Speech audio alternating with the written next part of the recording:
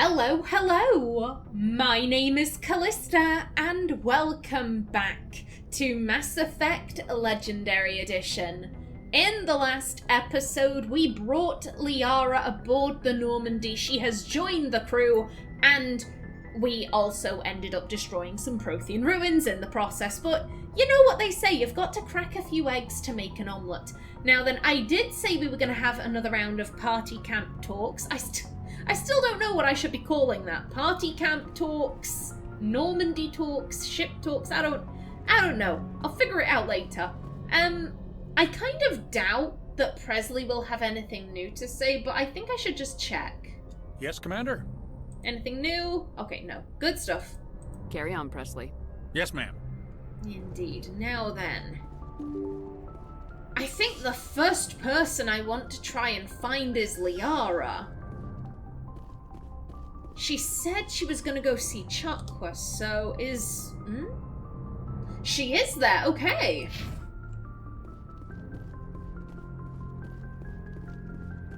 And again, speaking of Chakwas, whilst I'm passing by, you doing all right, darling? Yes, Commander? Is there something you need? Okay, nothing new with you either. I should go. Goodbye, Commander. Ta-ra. And Liara, how are you doing, chicken?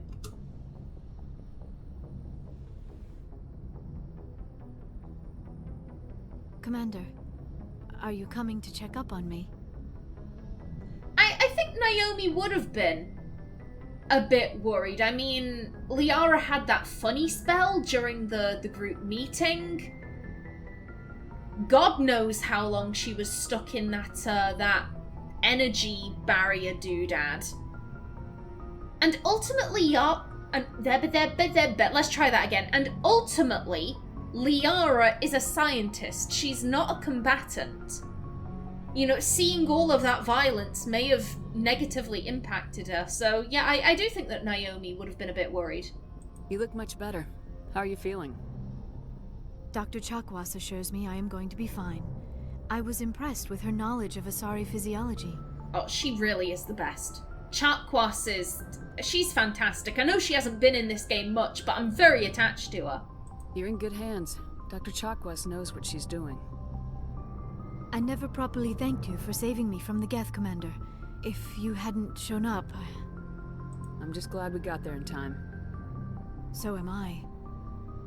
I know you took a chance bringing me aboard this ship. I have seen the way your crew looks at me. They do not trust me. But I am not like Benezia. I will do whatever I can to help you stop Saren. I promise.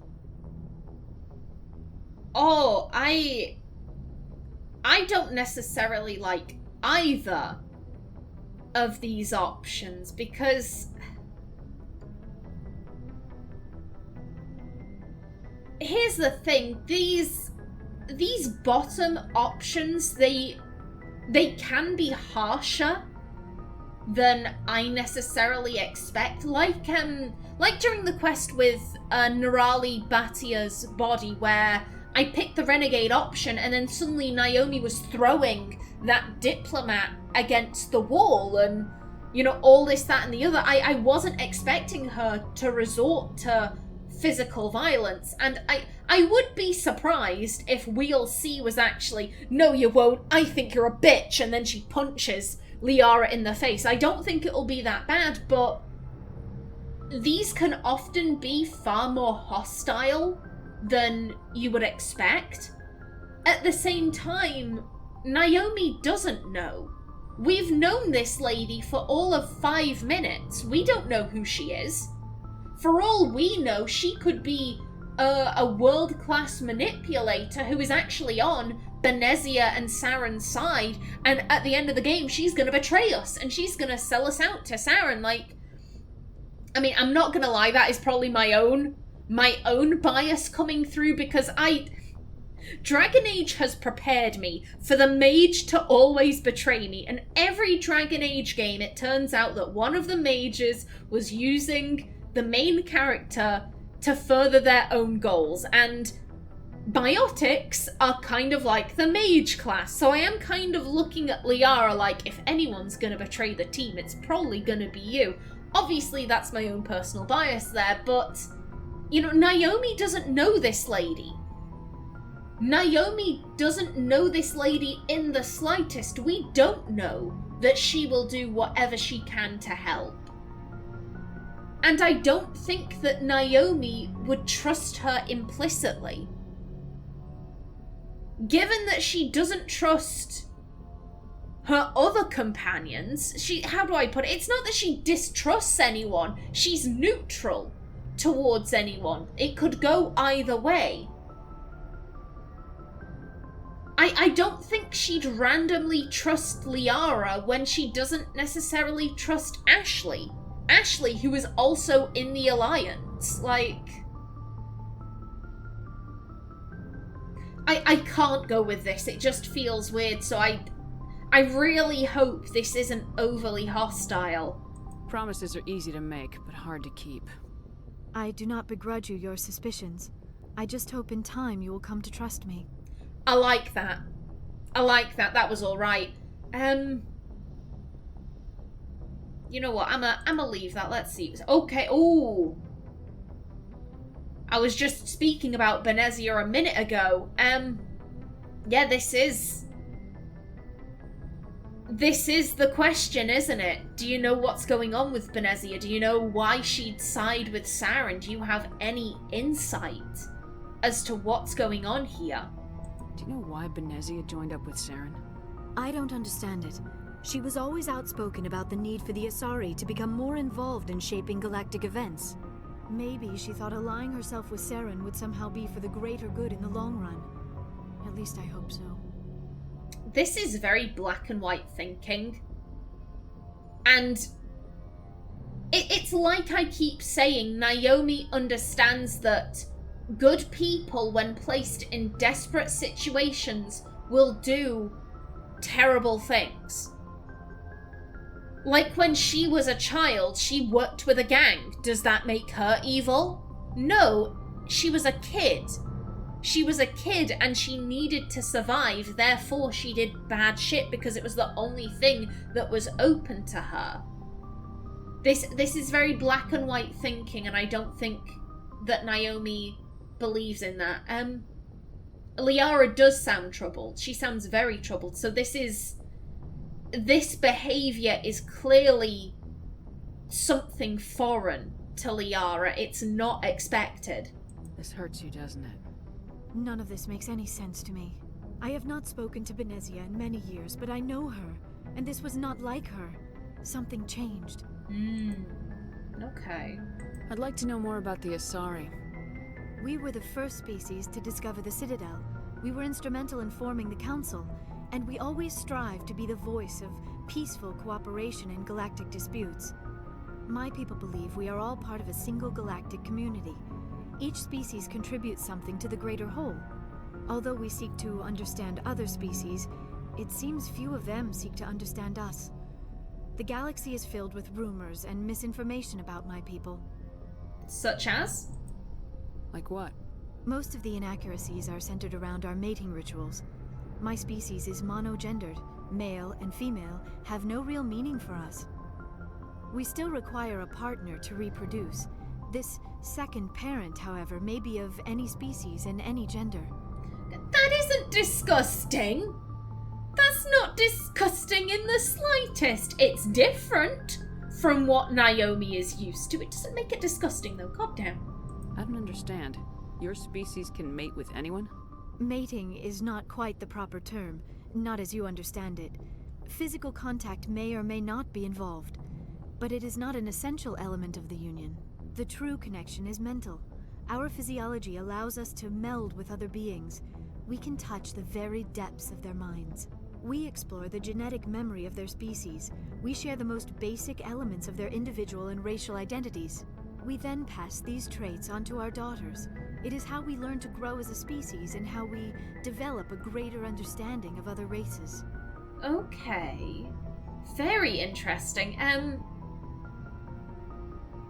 If that's the case... Because here's the thing. All the Asari I've seen have looked similar. They've all had skin that is purple to blue tone, or some kind of like variant thereof. They've all looked similar, with similar-ish markings. I haven't seen any like you know, oh god, how do I word this? But like, oh, an Asari who is hot pink because her father, shall we say, was a Hana, or an Asari who is, you know, who has brown toned skin because her father was an Elcor, or, you know, etc, etc. So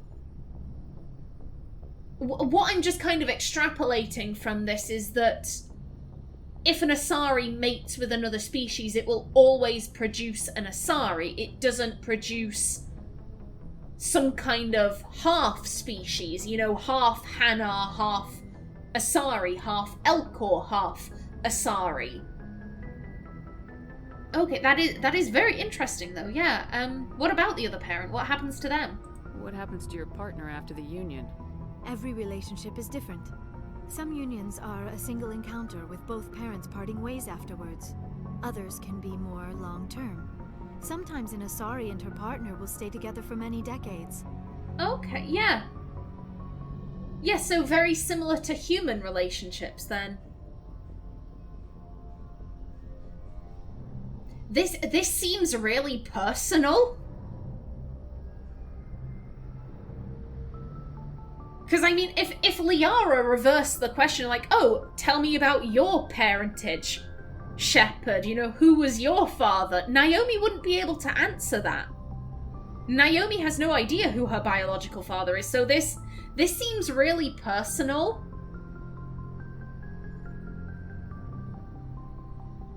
If it's still there after we ask this, then I might answer it. But yeah, the Asari have very long lifespans. Not everyone lives for that, you know, quite so long.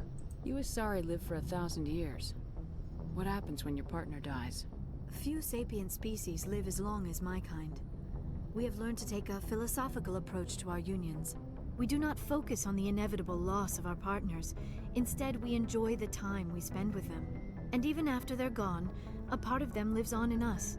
The union is a connection that transcends both time and space.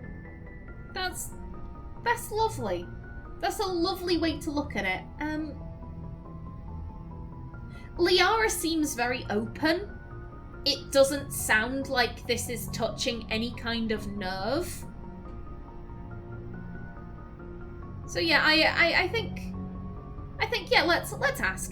Do you know who Matriarch Benezia chose as her partner? She rarely spoke of her partner. Though I know my father, if you want to use that term, was another Asari.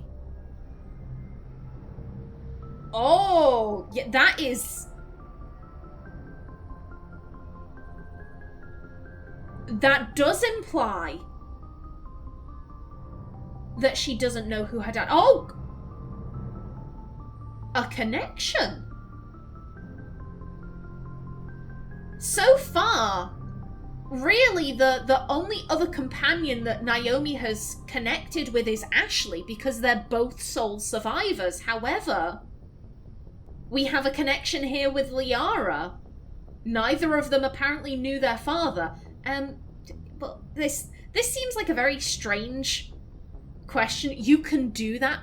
She literally said they can mate with anyone. Her species would have died if they couldn't mate with each other. So this seems very silly.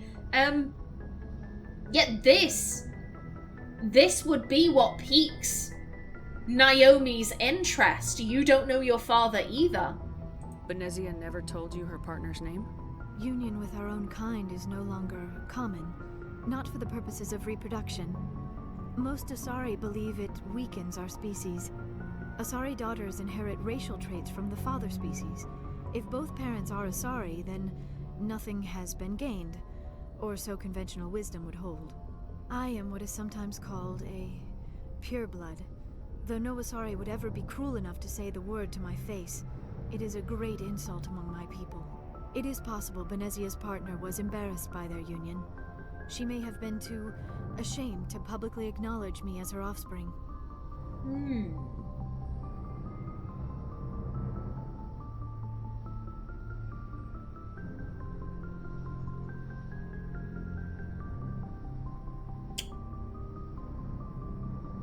Ooh, so the reason why this is giving me pause is because here's the thing.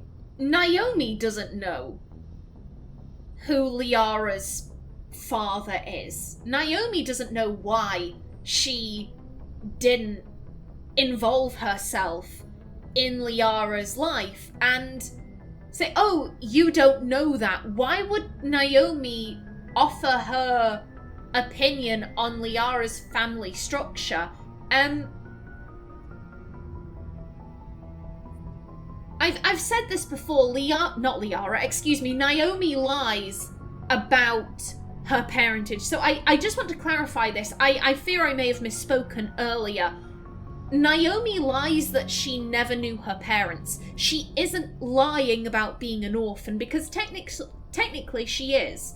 Orphans are children who either their parents or guardians died, or they were abandoned. Naomi was abandoned as a tween, so she is technically an orphan. And also the dialogue with Caden, immediately after, the Eden Prime mission, where he says, like, oh, did you also follow in your family's footsteps? I do apologize. I'm gonna take a sip. I think I'm getting a wee bit dehydrated here.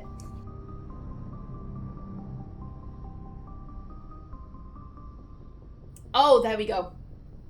Yeah, that is so much better.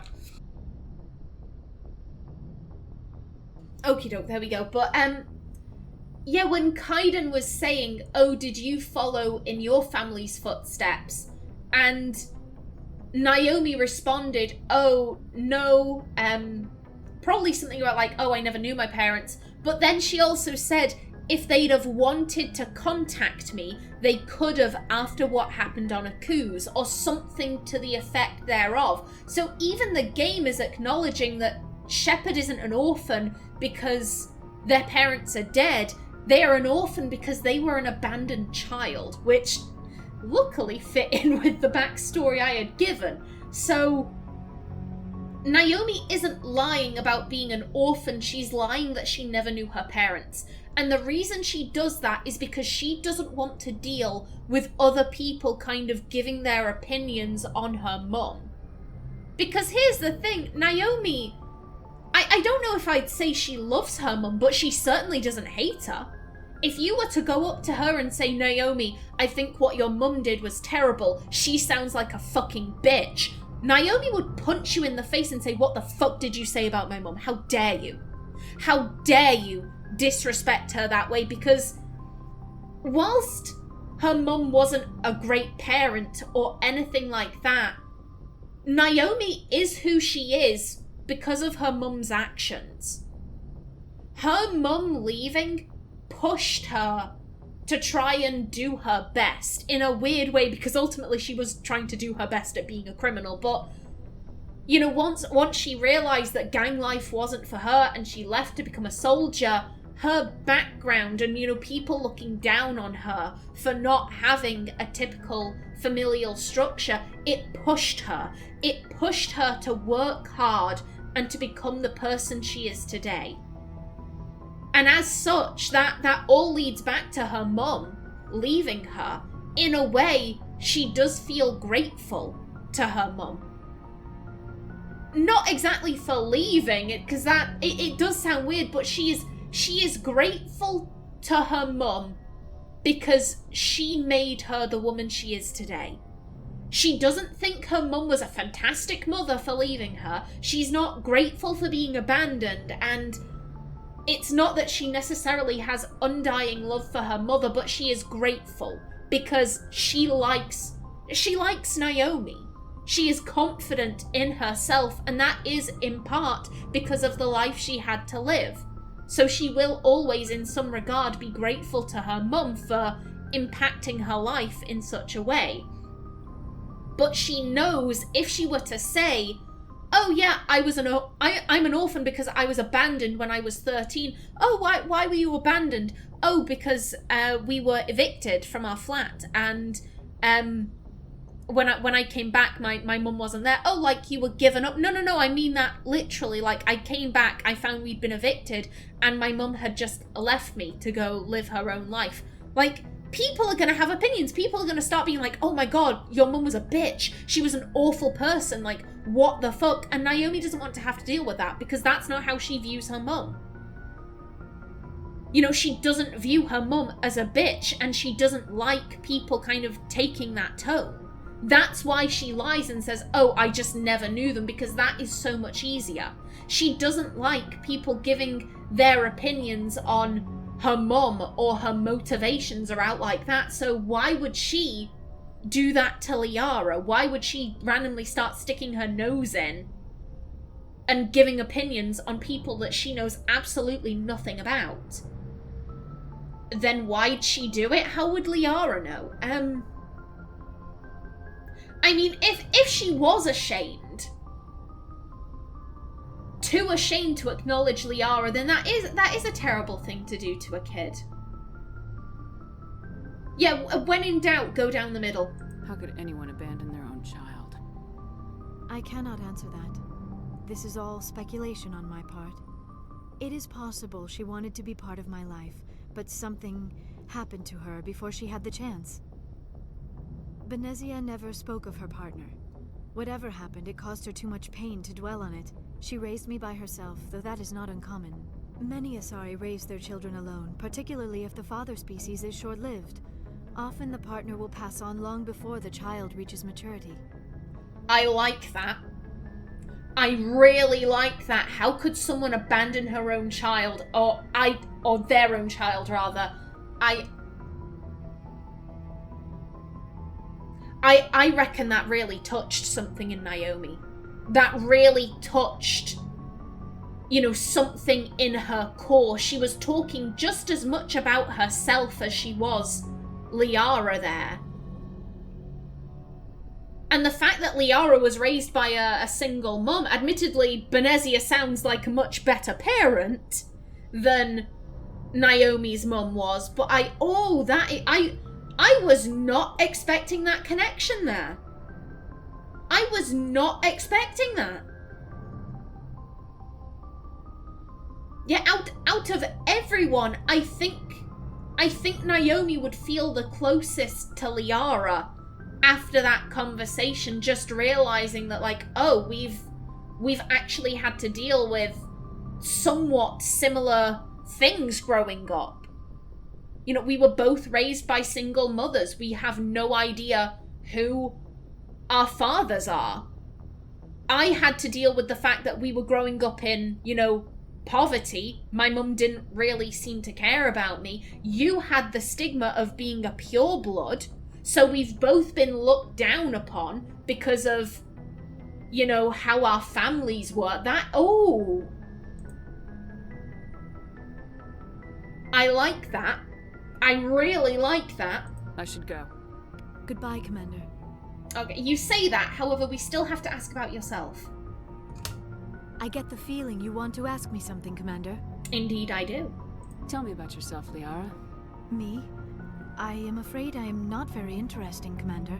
I spend most of my time on remote digs, unearthing mundane items buried in long-forgotten Prothean ruins. Sounds dangerous. And lonely. Sometimes I would run afoul of indigenous life forms or stumble across a small band of mercenaries or privateers, but I was always careful. Until the Geth followed me to Artemis Tau. I never found myself in any situation my biotics could not handle. As for the solitude, well, that is one aspect that most appealed to me. Sometimes I just need to get away from other people. Oh, Liara, I feel you. I feel you so hard. I am a deeply introverted person. Like, people stress me out so much. so much. Like, my social batteries deplete extremely quickly. However, Naomi, I think she's a massive extrovert. With Naomi, I think that, you know, just because of how she grew up, you know, in a gang, constantly surrounded by people, looking for that feeling of family, that feeling of camaraderie. I think she is a massive extrovert, so I don't really think she'd understand that. You don't like other people? I suppose it comes from being a matriarch's daughter. People expected me to follow in Benezia's footsteps. They wanted me to become a leader of our people. Matriarchs guide their followers into the future. They seek the truth of what is yet to come. Maybe that's why I became so interested in the secrets of the past. It sounds so foolish when I say it out loud. It sounds like I became an archaeologist simply to spite Benezia.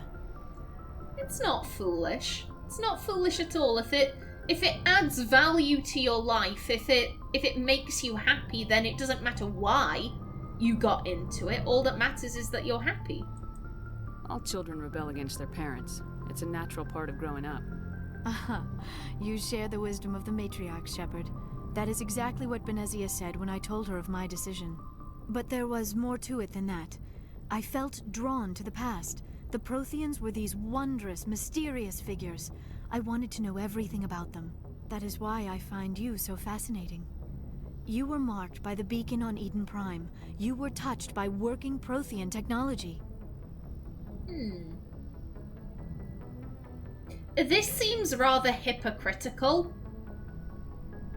Because, technically speaking, Naomi is studying Liara, Tali, Garrus, Rex, any alien she comes into contact with, she is kind of studying them because she's not familiar with them. And Liara herself admitted, hey, I'm not familiar with humans, and she is a scientist. It is in her nature to want to research and study. So I don't think Naomi would take any offense to this. Sounds like you want to dissect me in a lab somewhere. What? No, I did not mean to insinuate. I never meant to offend you, Shepard. I only meant that you would be an interesting specimen for an in-depth study. No, that's even worse.